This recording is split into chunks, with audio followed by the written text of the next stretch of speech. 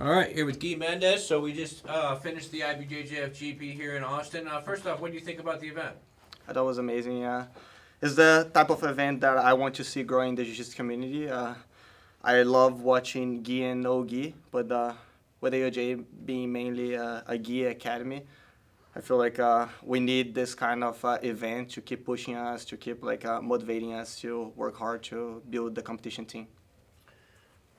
The main event, obviously, the 30-minute match between Izaki and Tainan. Tainan won big, 19 points, 13 advantages. What do you think about the match?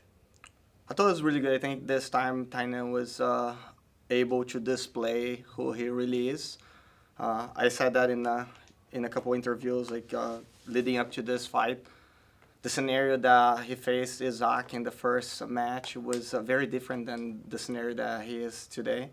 Like he was going to World's Finals, like black belt, first year, and I have been there. I have been there, and I had like a similar match, to be honest, where like you want to win really bad, but at the same time you don't want to risk anything because that title means so much to you that you don't want to risk it.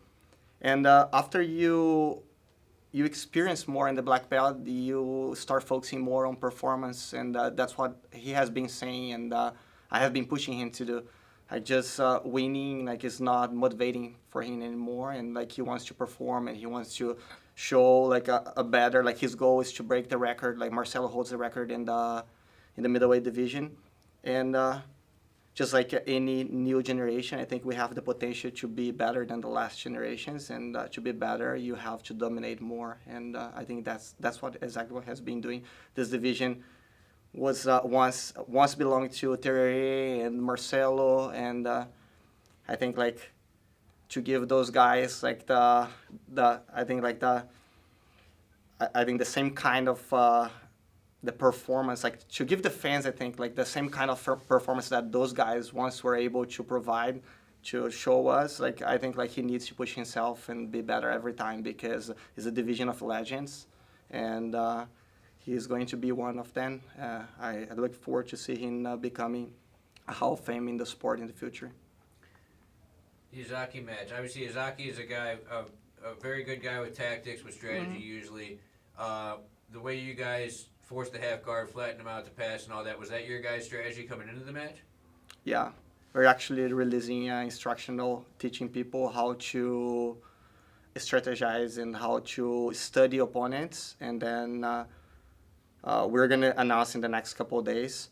But we filmed the whole training camp, and we brought people for Tainan to train. We tried to emulate Isaac's game, and we did the work. I think this is a huge sign of respect because if you put so much work into the camp, it's because you respect your opponent's skill and his ability to compete.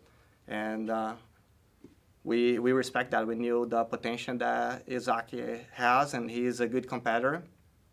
And we did the homework. We studied the matches over and over, and we line up all his strength, his weakness, the patterns in his game, and we start bringing people that we felt would build Tainan's confidence for this match. We were able to bring Ribamar, who had a really tough match with him in the last GP. That was part of the plan too. And then we brought Felipe Andro too, which had a very, very good match. He was able to beat Izaki in the World Pro. And yeah, I think like this is the professional work, and I think this instruction is going to be about this teaching people not just how to use techniques, but how you, if you want to become a high level athlete, how do you watch the matches, and you guys can take advantage of everything that you see. So you guys are gonna have to watch FloGrappling to see the matches, and you guys are gonna have to watch AOJ Plus if you want to learn how to study.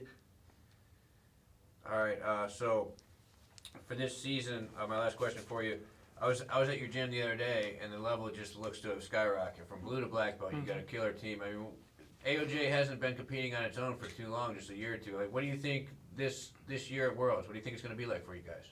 Yeah, I just expect like the every year to be better and better. It's when you have a solid group like we have, and everyone is so passionate and puts so much work into what we do.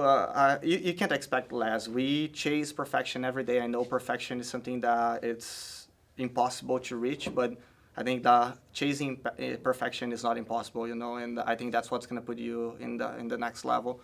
I don't have a goal to have like a winning team and anything like this. I focus a lot on building quality students and quality competitors, and that's what I'm going to do. I'm going to keep chasing perfection and trying to build world champions from bottom to top. Like I have a solid kids team in the academy, Tainan.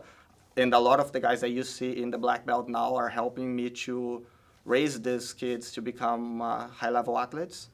And like Tainan said in his interview, like for many years to come, you guys are going to see every year new names that will display this AOJ style of jiu-jitsu. I said it was going to be the last question, but I almost forgot.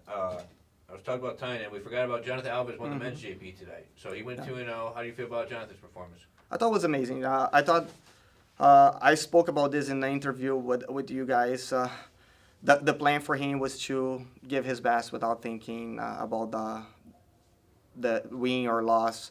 And the first match, he completely dominated. He was able to sweep, pass, and he scored like more than 10 points. The second match, I was kind of surprised, to be honest, because it was Andy that actually put him in the 50-50, and they got stuck there. I felt that he can do much better in that match. He could do much better, and he can in the future. Like they compete already, like I think 4 or 5 times against each other. But I feel it can be better against Andy, and he knows that. This is the work that we're gonna do. It's normal for a young athlete like this to go there, perform, and then come back with like things that you have to work. I feel like even with Tainan, now we have a whole set of things that we have to work, and he was able to get to the side control multiple times. Zach was doing a very good job staying flat on the mat and not allowing him to get to the submissions. But if we can find anything to improve, like I would work the submissions for side control and opening the gap to the back. And this is super normal. Like they are like 19, 20, 21, 22 years old, and they have a long way to go. So you can't expect like their best version. I think we need to see both of these athletes as like young champions that are building their confidence, building their career, building their game, and that's it. Like they will get better every tournament because that's what we do at the academy. We study jiu-jitsu, we train, and we push forward. Sometimes it takes a little bit longer than we want, but it's part of the process, and I'm happy to be helping them to do it. All right, Gui Mendes, team 3 matches, 3 wins tonight. Congratulations. Thank you.